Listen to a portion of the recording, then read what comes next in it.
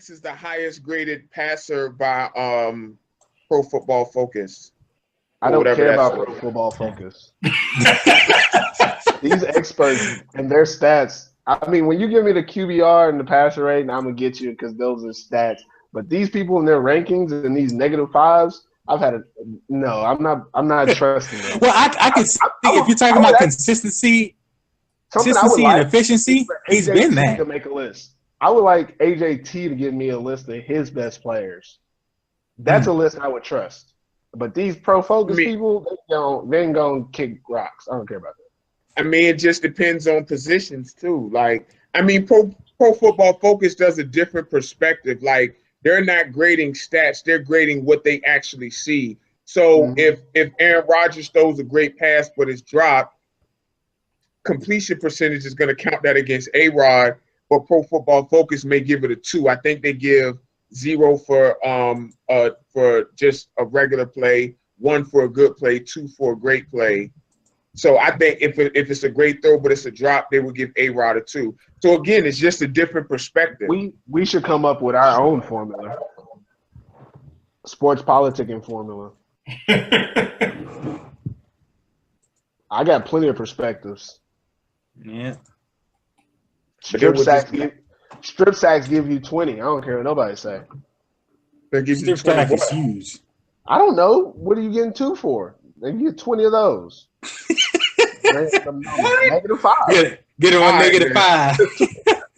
The quarterback gets a -5, gets strip sack. Yeah, there you go. There you go. -5 strip sack. Nah, man, I'm not. All right. You come up with I trust you as the advanced stats guru. If you came up with a formula and came in every week with that formula, I would trust that. I don't trust these Pro Focus people. I've seen enough of them. I don't like it. You just like you said, you can kind of pick which stats you want to go by, which one you don't. No, I mean, but just I every don't. time you say Pro Focus, I'm gonna say null and void. I'm not trusting. I don't really use them. I'll take them.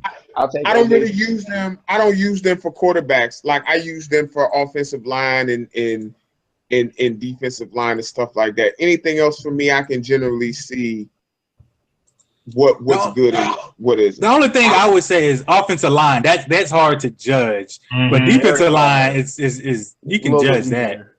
That's a little easier to judge. You can see it. I think it doesn't speak to the numbers because a lot of guys are taking up 2-3 blockers or just doing spacing schematically how they're used. They won't get those big numbers, so people don't realize what they're actually doing.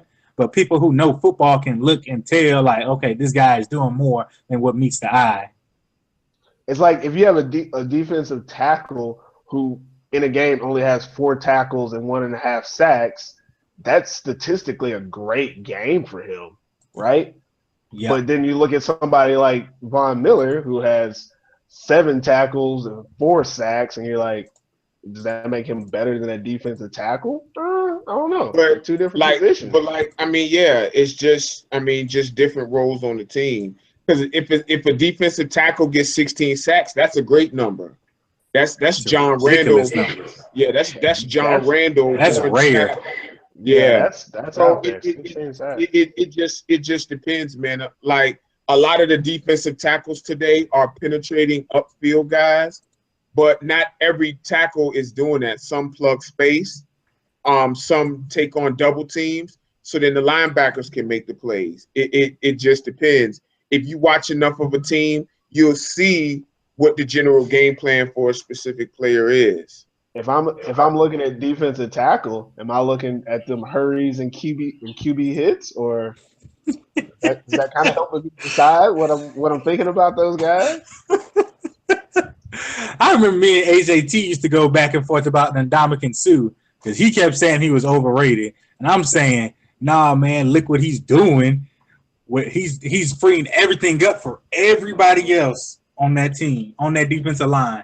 Yeah, there's talent around. You got guys getting 15, 16 sacks. That's because he's taking on 2-3 blockers a play.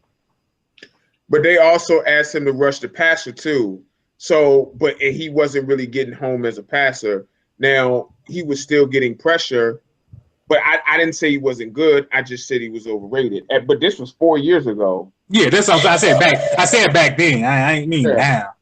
Yeah, I mean he's definitely, he's definitely a great player, and he has been for a while. I mean, you ain't gotta like his bedside demeanor or whatever, him stepping on people and all of that shit. But I mean, he's a great player. I'd have him on my team. Hell yeah. Oh, by the way, Purvis, Pro Football Focus has him second behind Aaron Donald. Who? Sue. Oh, Sue. Oh, I'm still not trusting Pro Focus, but it is what it is. You know what? PerfectPurpose.com has him at number 32. Because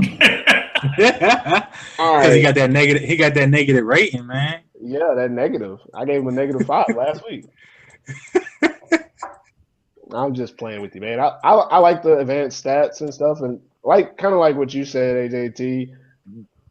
Certain positions, certain players, you can kind of use it where you want to, and it's good to have like people coming up with like Pro Focus, like different view on stats and everything. But I mean, at the end of the day, this is all just opinions by people who call themselves experts. I'm an expert. I don't care what y'all say. I've never considered myself an expert. I'm not an expert at anything. I live life just like everybody else, but I do respect certain opinions.